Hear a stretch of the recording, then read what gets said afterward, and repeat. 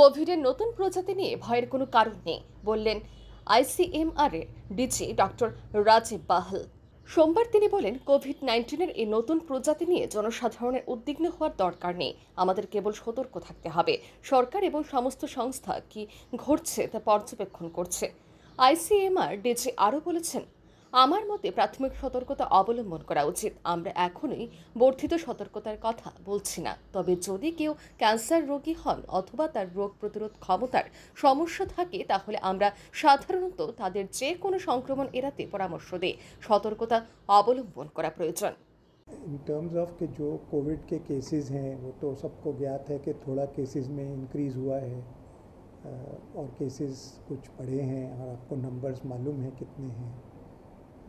पहले south India से, waste India से और अब नदर्न इंडिया से भी कुछ केसेस रिपोर्ट हो रहे हैं। जब भी कोई केस बढ़ता है तो हम 3 चीज़ों पे ध्यान रखते हैं। उसकी पहले मैं बता दूं कि मॉनिटरिंग कैसे होती है।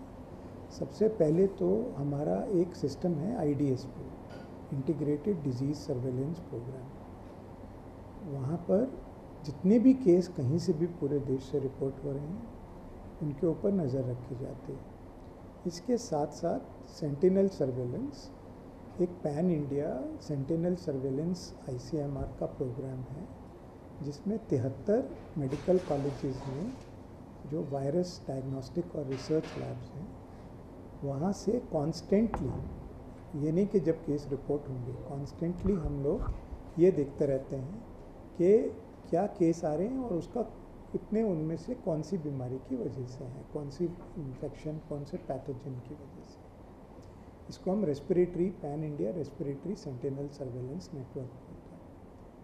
तो इन दोनों में ही अप्रैल के एंड की तरफ से कुछ केसेस कोविड के रिपोर्ट होने शुरू हुए जो थोड़े अब बड़े हैं।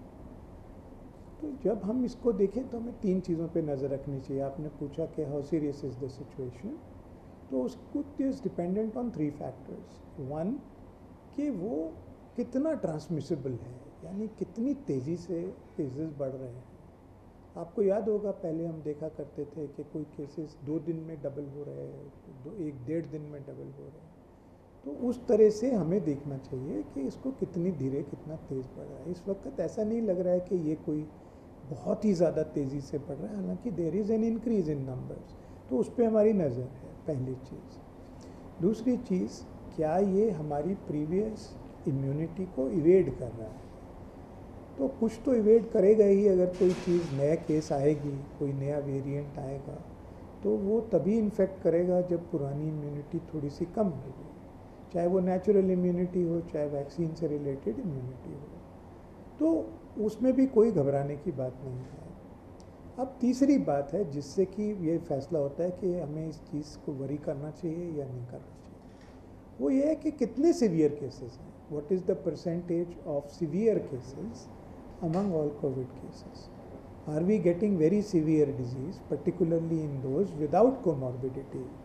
अगर कोई इम्यून कॉम्प्रोमाइज्ड है, उसमें सीवियर केस हो रहा है, तो वो तो कई बीमारियों से होता है। हमें ये देखना चाहिए कि सीवियरिटी क्या है केसेस की। तो अभी तक जो हमारे जितने भी केस हुए हैं उसमें सीवियरिटी जनरली लो है।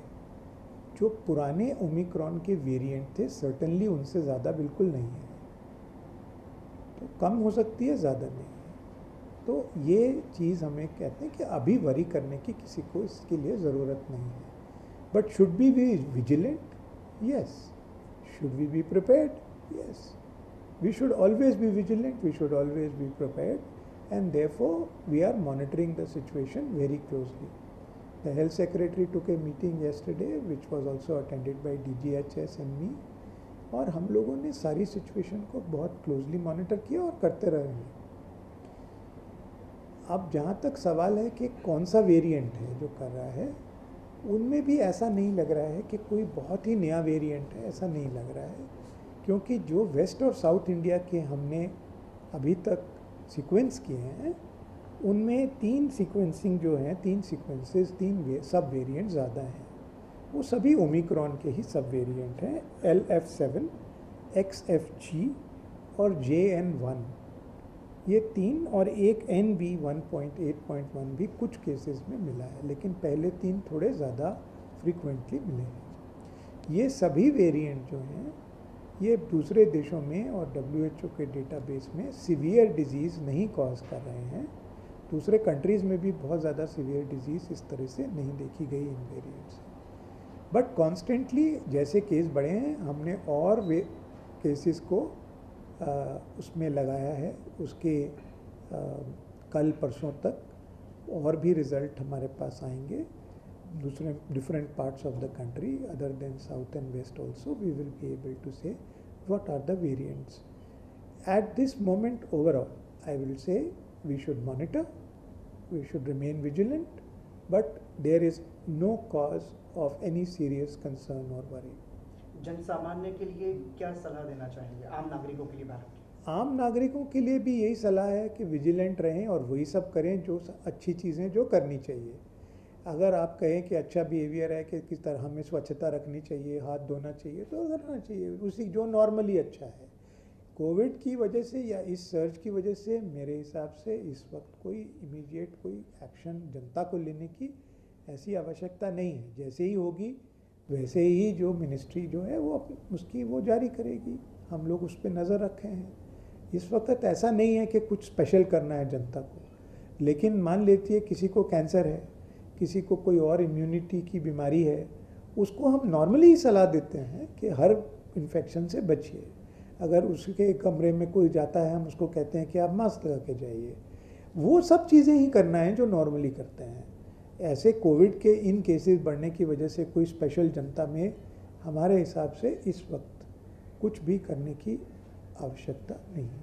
सर, जैसे बूस्टर डोज को लेकर एक बार फिर से बहुत से लोग डिमांड करेंगे जिन्होंने बूस्टर डोज नहीं लगवाई थी उनको शायद बूस्टर डोज लगवानी चाहिए जिससे कि इस वेरिएंट से बचा जा सके, तो क्या उसकी भी ऐसी कोई नीड तो नहीं है? फिर भी मैं फिर से वही कहूँगा कि हमारे हिसाब से इस वक्त वैक्सीनेशन की कोई आवश्यकता नहीं है, लेकिन क्या आवश्यकता पड़ सकती है वो डिपेंड करेगा कुछ सिचुएशन के ऊपर और वेरिएंट्स के ऊपर।